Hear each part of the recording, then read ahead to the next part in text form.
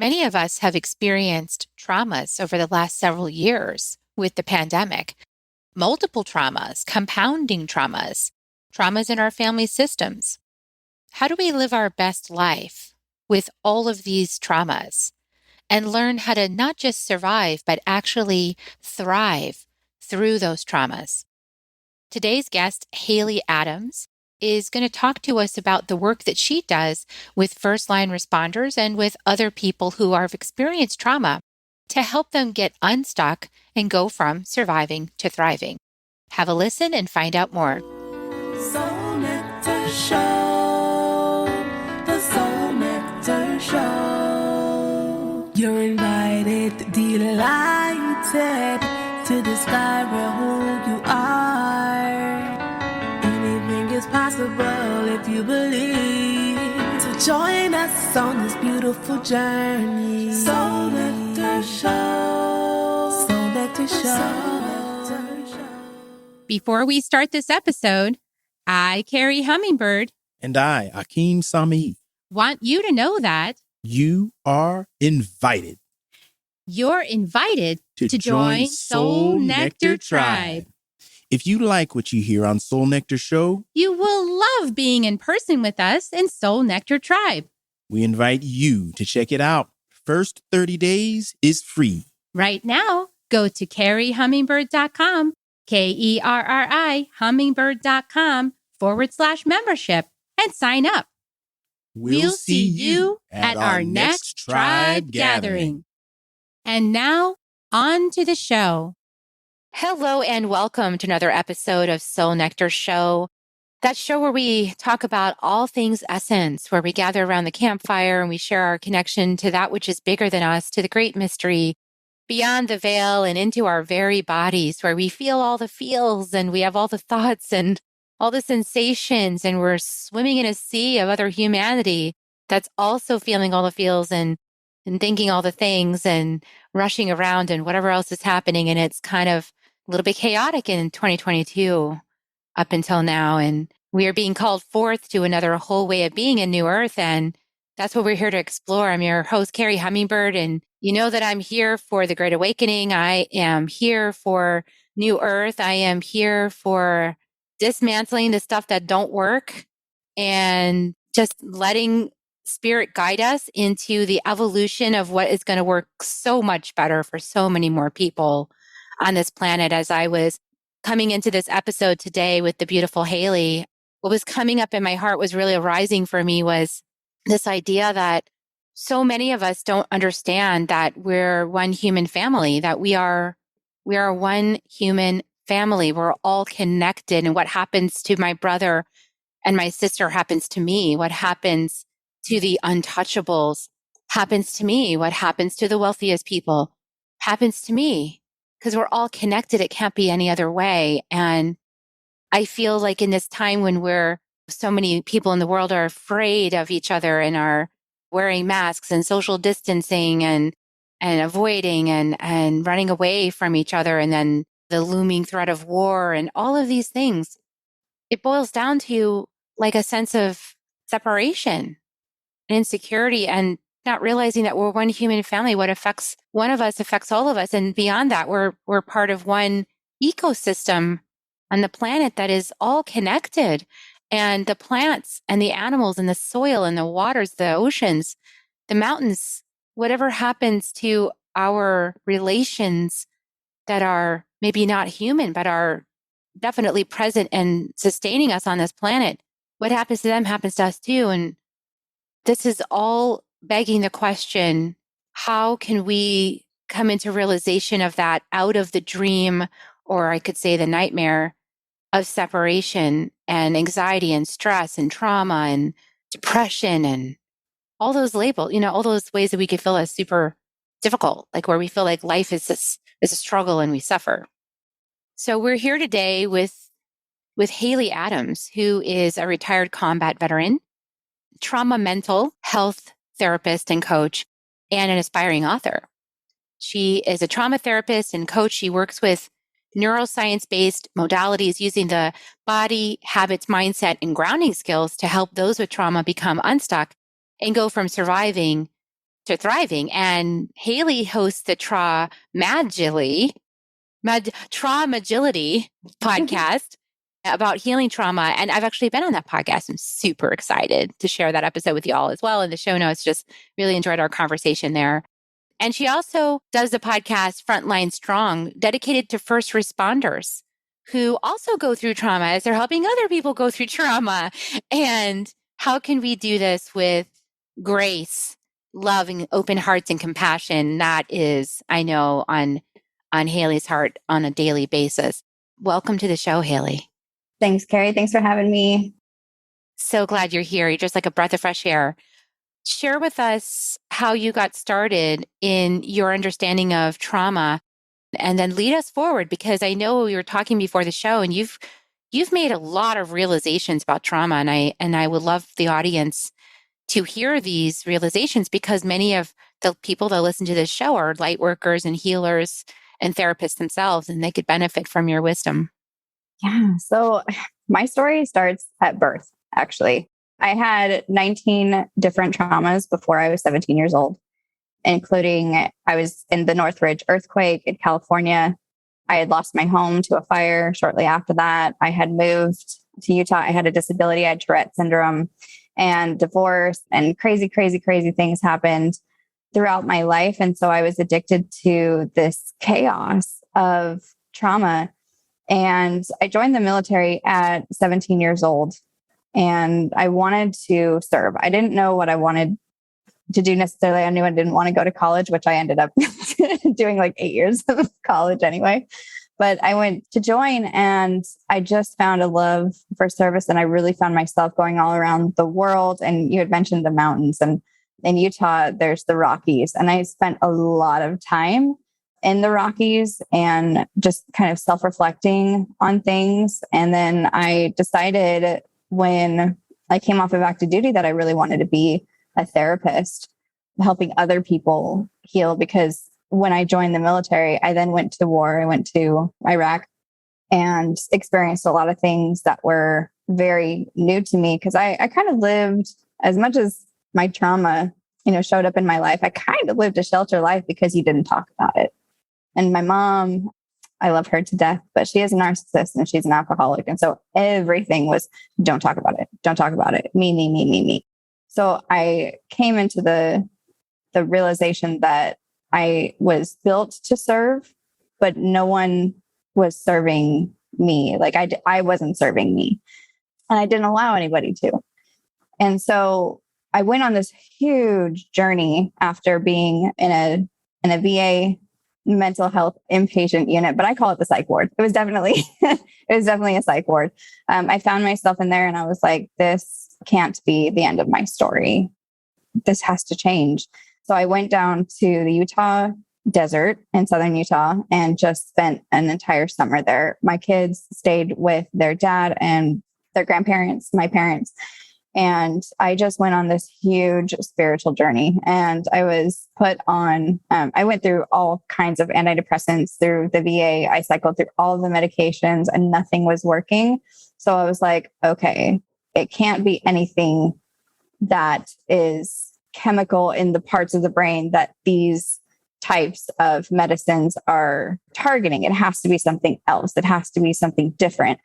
And at this time, I was already finished with my master's. And so I went into the field of study of trauma, and then eventually into alternative medicine and addictions.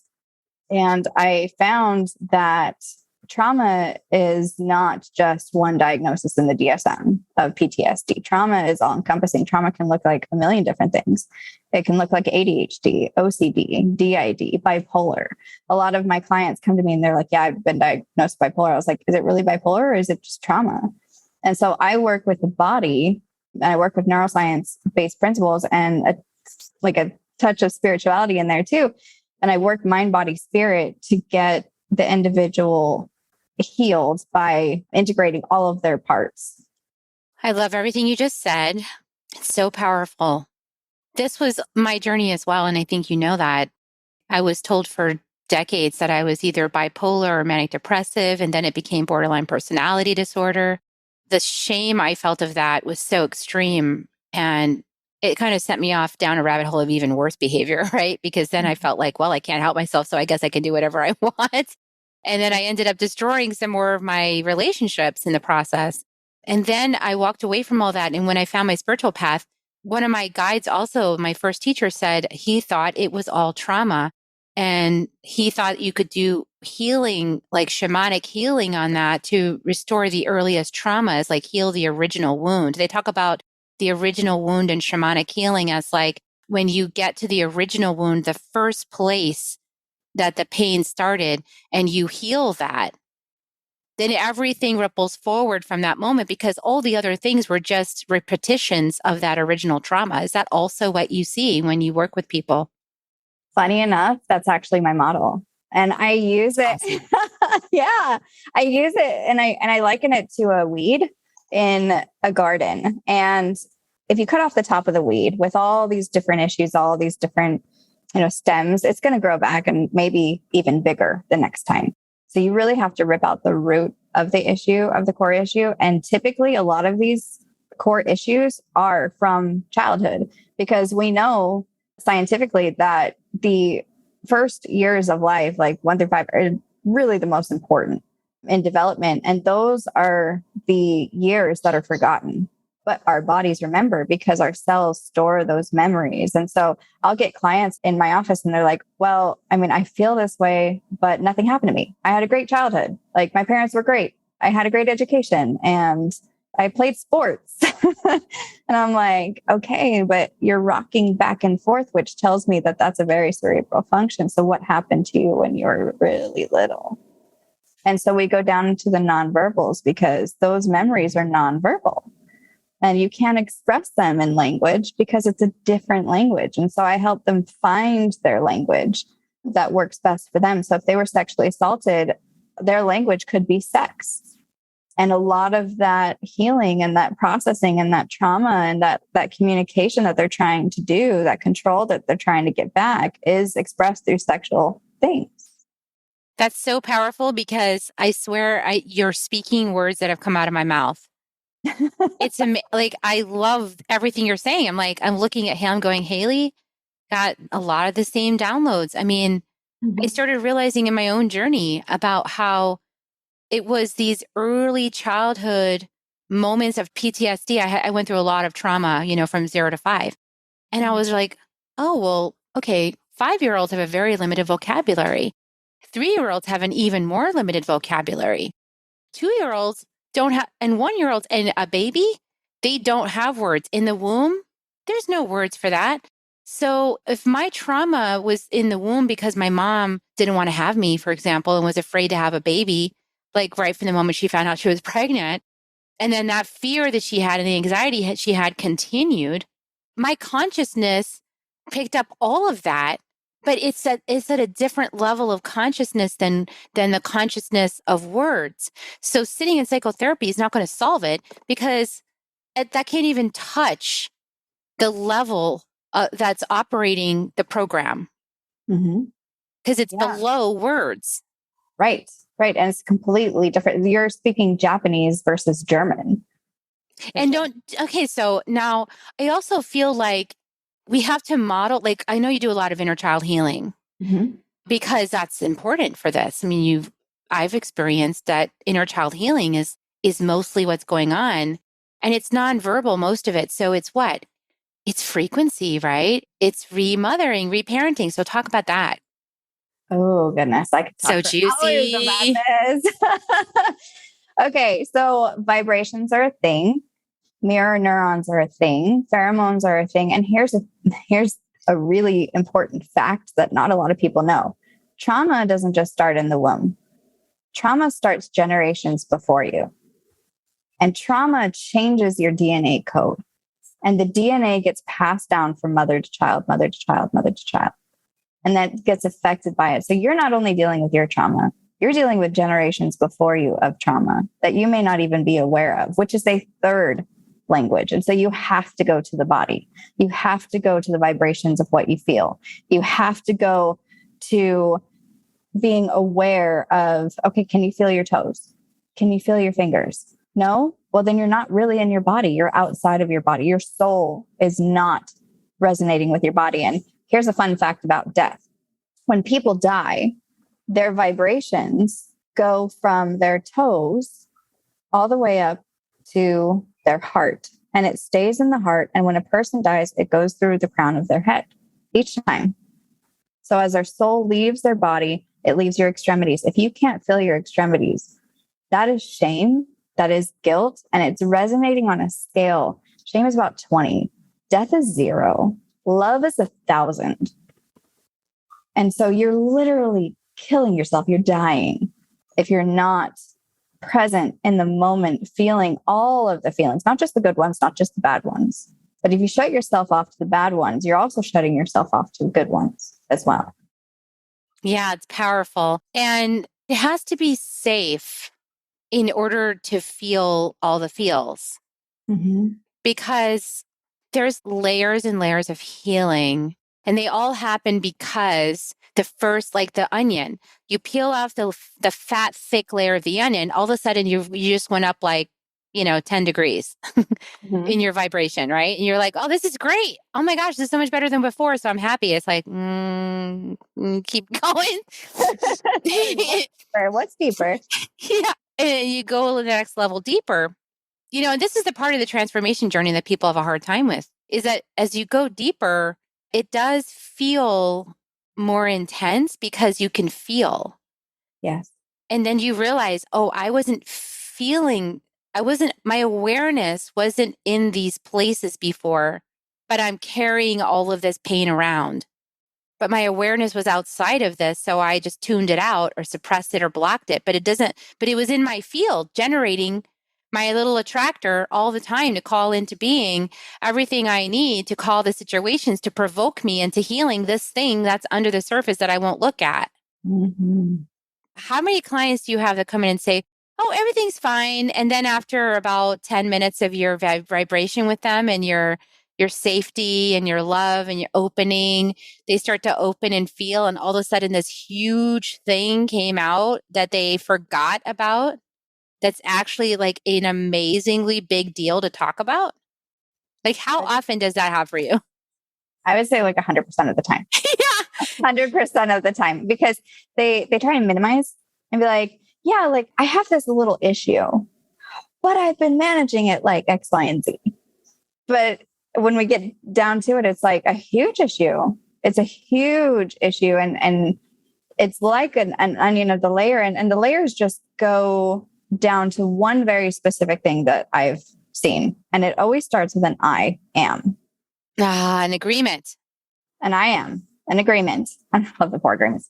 And it's an I am statement that is typically negative with the trauma. I am not good enough. And it's typically vague. It's very vague. It's not specific. And so it encompasses all of your being. But when it does that, your magnetic field shrinks, for one.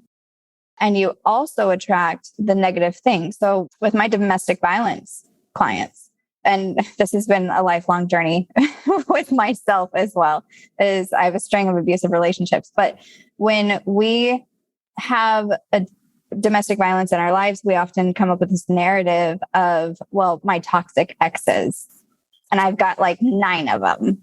Okay, but what's the common denominator? Like, what is continuing to attract them to you? And it's you. It's something within you that is attracting them to you. And typically it's a lack of boundaries. It's that servitude. It's that learned helplessness that I must serve to be a good person. And that's typically learned in childhood. Yeah, ancestral patterns that are passed down. And then all you're doing is, when you go out and start dating, is your attractor field and your gene keys, by the way, I love the gene keys. It's attracting you to the same pattern in somebody else's family line. And then, right? Because both of y'all need to heal that thing. So absolutely. It's funny because people will say, well, my parents were alcoholics, so I never touched alcohol. And I was like, really? How many friends do you have that are alcoholics? What about coworkers? What about like other relationships in your life? And they'll be like, oh, all of them. And I was like, yeah, because it feels normal. It feels comfortable. It feels safe. It feels familiar to you. And human beings, we're tribes. We love our communities. We love to connect with somebody. And if we're not, that means we are isolating and exiling ourselves out of the tribe to die because of the shame, because of the guilt, because of those negative feelings that we were talking about. But within our tribe, we tend to love to find the tribe that feels the most familiar. And that's why breaking trauma sometimes is so hard to do, is because, but I've been in this pattern for all my life and this is what it feels like. But I'm like, but once you raise above the tornado, and like into the clouds and really take a look around, you'll be like, oh, I see. Yeah, that is so accurate. That reminds me of that moment in The Matrix where Neo and Trinity are headed to Machine City. And then they have this moment of rising above the clouds and seeing the sun for the first time. And then going, wow, it exists. And then, it's like that, and I feel like when I get into these moments of, let's say I have like a breakthrough moment and I feel this joy come through my body that like I have only maybe felt a handful of times in my life, right? That just recently just had these huge moments of bliss. And then in the days following, I'll notice a contraction. And I'm like, oh, so part of me is like, oh, that's not normal. That's not my reality that I know. That's not. And so then I know I got to go in and do that work, right? Oh, there's something down in there that's not, that even though this feels so much better, there's some piece of me clinging to this old modality because that was what was normal. It was normal to have Metallica raging in my brain, right? From the trauma. Like that was normal. So when I start listening to solfeggio frequencies and calming, soothing ocean music, some part of me is very uncomfortable. Mm. And it's almost like the yoga saying that those who resist against it need it the most. That's exactly what it is, because in science terms, your nervous system is so activated in trauma and it continues to be activated as long as you keep it alive. And your system, your sympathetic nervous system, is the one that has fight, flight, freeze, fawn, and it's with the limbic system. And we've got a couple different systems, but just to kind of simplify it, your system, when activated, doesn't go to rest unless you put it there or your environment puts it there. This is where consciousness comes in. This is what awareness and consciousness are all about in this transformation work. Right. And so until you start to make that shift from system to system, because it's almost going from a different fuel source and you're shifting from one fuel source to another within your body. And so you go to your rest and digest, and that's where you feel your calm. But if you go into too much, that's where the depression comes in and the numbing. So it's a healthy balance between the two. Yeah. And there's no like static experience. It's like there's a range of life and we have to be willing to experience the entire range. Mm-hmm. And then also practice bringing the mastery of experiencing the whole range, the highest high to the lowest low, and then the mastery to live in the middle of that, like to bring it into center. But you always got to brush your teeth, right? I mean, you eat food, your teeth get dirty, you got to brush them again. So like this is the same thing. There's no like, okay, I've arrived. Now I'm only in bliss or I'm only in peace or I'm only in balance. No, because life is going around like all over the place. Right. And the amount of joy that you feel is directly proportionate to the amount of pain that you felt. So if you don't live on a full spectrum, then you're not really living at all. Wow, that's okay. Let's just pause on that one for a second. The amount of joy you're able to experience is directly correlated to the amount of pain that you also experienced. Yeah. And I experienced a ton of pain in my life. Yeah. And so now, in order to be in Aini and right relationship, it's to allow myself to experience that amount of joy. And you can, because this threshold grows. As pain grows or deepens, joy heightens. And so a lot of people, what I've noticed, I think people know this, but what I've noticed that like even some spiritual teachers say, is their solution is to just go to total neutrality and not feel this and not feel this. And I'm kind of feeling like, Well, then why are you in a body? Why come to Earth and be a human being if you don't want to experience the highest joy and you don't want to experience the greatest, deepest longing or pain or because you love someone so much? That's a very human experience to love that deeply, that it's almost like painful in some ways when you love someone that much. But yet it's also this incredible experience to love somebody that much. And because of mirror neurons, you can now empathize with people who have been in the exact same situation that you have and connect even deeper and be able to sit with them and not get scared.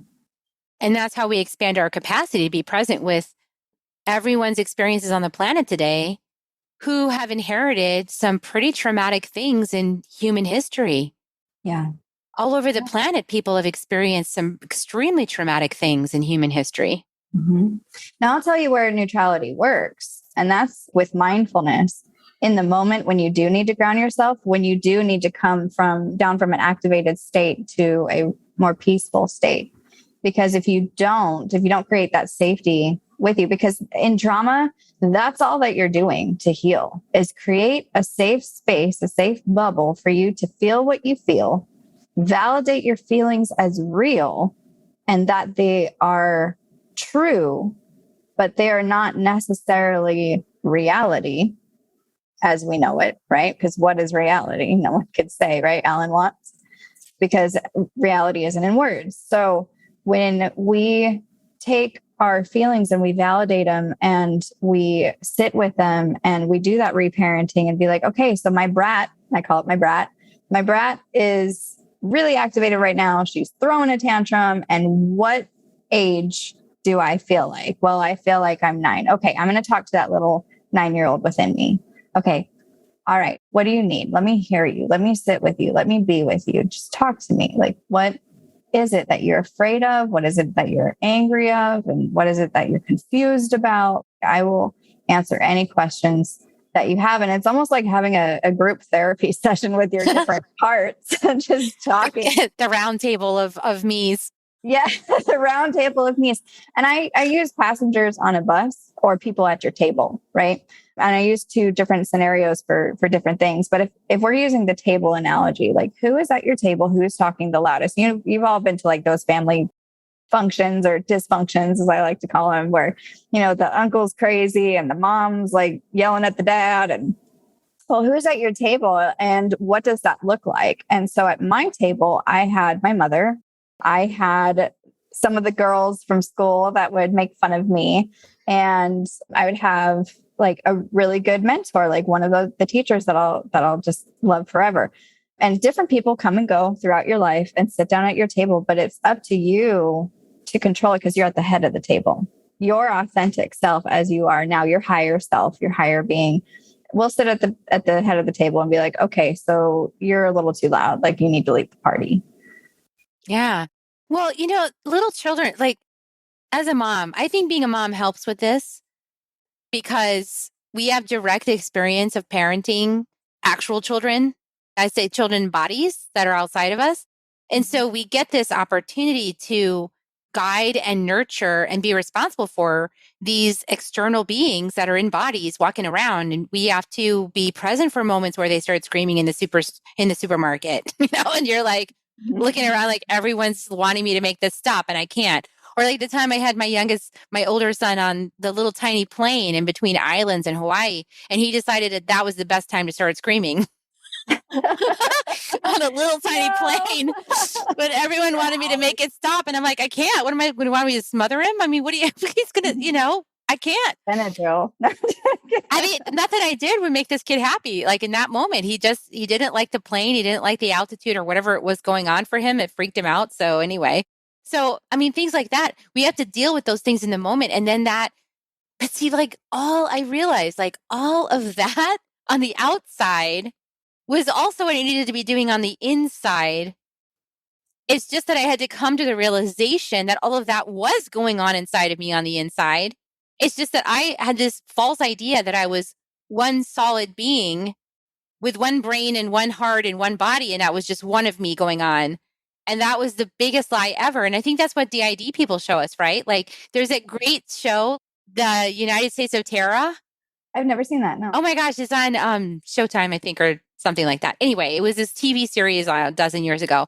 It was actually about this multiple personality woman and how her family just like grew up with her kids and everything, just had to deal with like she had multiple personalities that would come out. They would dress different, they would talk different. And, they just like, oh, this is Alice. Okay, Alice is here. Welcome, Alice. Hi, Alice. Like, they just got used to like, it wasn't one mom. It was all these beings inside their mom, which I think would be very stressful. But it's like, we all have that. That's actually the truth. We all have that going on inside of it. It's just that it's really seamless. We shift in and out of these aspects all the time. So it's important to learn, like you're talking about, how to figure out who's sit at your table and how do you figure out who's like all upset right now or what's going on inside. I love that you bring up DID, dissociative identity disorder. I'm going to get a lot of backlash from my community about this, but I honestly feel like it's a different level and intensity of trauma. And so I feel like depression and anxiety are first, right? And then it goes up to PTSD. Then it goes up to bipolar, schizophrenic, affect. And then it goes up to DID. And I think that is the most intense form of trauma that individuals don't understand how to deal with it and how to incorporate their parts that are coming out that they identify with. Because a lot of these, well, I call them parts, but a lot of these multiple personalities are coming out. They're different ages. They have different names, and one will be diabetic and the other will not be. And so medically it's an anomaly. But honestly, I'm just sitting here and I'm like, yeah, that makes total sense from a trauma standpoint under that umbrella. Well, it also reinforces the truth of spiritual principles that we've known about for quite a while, which is that you're creating your reality with what you believe and what is inside your field. And so if you've splintered off your personality into multiple aspects that all are experiencing different realities, then when one reality comes in that doesn't have cancer and medically you test it doesn't have cancer, and then the next aspect comes in that fully believes it does, and then all of a sudden it's got cancer, to me, that's proof that, hey, we are all creating our reality, which is why it's so important for us to do this inner assessment process, like keep checking, keep being aware, like looking in and really revealing, like you said, those I am statements and healing those so we can experience a different reality. Your mind can cause cancer. Your mind can cause a shift in your cells for them to mutate. Because I'll say it, 85% of medical illnesses are mental. And that's why you get these weird diagnoses like fibromyalgia, IBS, and people are like, well, I have no idea where that came from. I do. What happened to you and how are you dealing with it? What stress level are you? Because if we look at cortisol that's released, it wreaks havoc to your body. And if you're constantly in an activated state, that's a lot of damage that you're doing. Now, the good news is that in most cases, it can be reversed. And people have healed themselves from cancer using the brain and meditation. And so you can heal. It's just learning the formula how to. And that's what I teach my clients. That's amazing. Yeah, I love that. I concur. Yes, it's totally real. And that's kind of like when I saw this COVID thing come out in 2019 or whatever it was. And 2020, as it really started taking hold, I was watching I don't watch the news, but I watched a little bit of it, and I kind of watched some different shows and stuff. I actually just stopped watching all that stuff completely because I was like, this is causing a mass hysteria.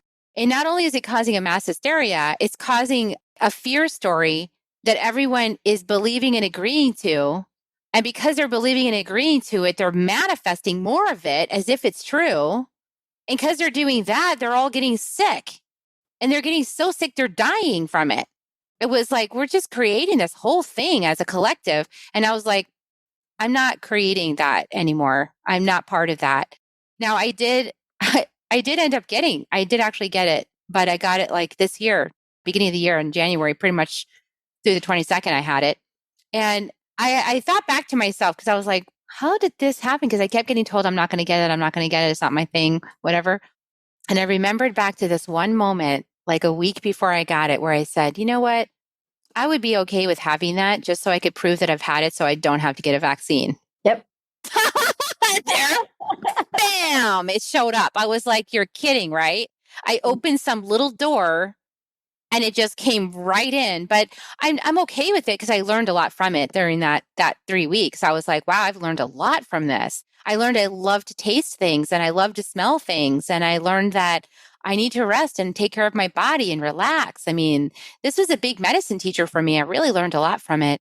But it does go to show what you're saying about the mind and the power of the mind. It's just like with these labels. Like this is also like getting back to the psychotherapy conversation. This is why I don't like these labels, because I feel like diagnosing and labeling someone, my experience of that was that it made me identify as that. And then once I identified as that, there's all these support groups on Facebook. And I go in there now and I look, because I don't identify as that anymore, but I go and look and I'm like, I see everybody sort of creating this sort of support to keep staying in the same dynamic. And if you try to put anything in there to disrupt it or to offer a healing or a way to be through that experience and to the other side, they don't post it. That's why in addictions, I learned this when I worked in rehabs. And when clients come to me and they say, oh, I'm an alcoholic. No, you're not. You have alcoholism. I'm bipolar. No, you are not. You are not your bipolar diagnosis. And because the brain registers, and your soul, your body, like your mind, all of it registers I am as identity. It goes straight through all the barriers directly into your soul. And so that's why I say very first session, watch your I ams, watch your shoulds. Shoulds are expectations that we place on ourselves or others that, if not met, leads to resentments, and resentment leads to the self-deprecating and goes back to a negative I am. And so it all spirals around that I am, because that's shame if it's negative. And so it needs to be a more true statement to you. So I'm not good enough at what? Okay. So you feel that way. I feel not good enough, but at what? Well, obviously 5'2" female, I'm not going to be in the NBA. Right. So I know that I am not qualified to be in the NBA, but that does not mean I am not good enough. I feel like I'm not good enough because there's a deeper insecurity in there. Yeah, this mindfulness about language is extremely important. And it's getting back to when we started our conversation, I think it was before the recorder went on. You said something really interesting. You said to me, oh, I was never really good at storytelling. I never saw myself as a storyteller, but like here I am telling stories. And actually, I want to just point out you are, because you are a storyteller and you're really good at it. It's just that this kind of story you're telling is how to be conscious about your storytelling. Mm-hmm. Because storytelling creates reality. And the more emotion that you put with that story, the more power it has and the more it starts to manifest everything into being, along that storyline. So I'm such a powerful spider woman myself. So I've had to learn how to, I've spun myself in many webs over time and up until now. And I've been in the process of learning how to spin webs that create beauty and prosperity and kindness and a higher consciousness. Those are the stories that I now choose to spin and for the benefit of all. Well, and then trauma creates a narrative, which is why I combat the narrative. Trauma creates that perception of something happened to me and not for me. And so I reframe it. So it didn't happen to you, it happened for you.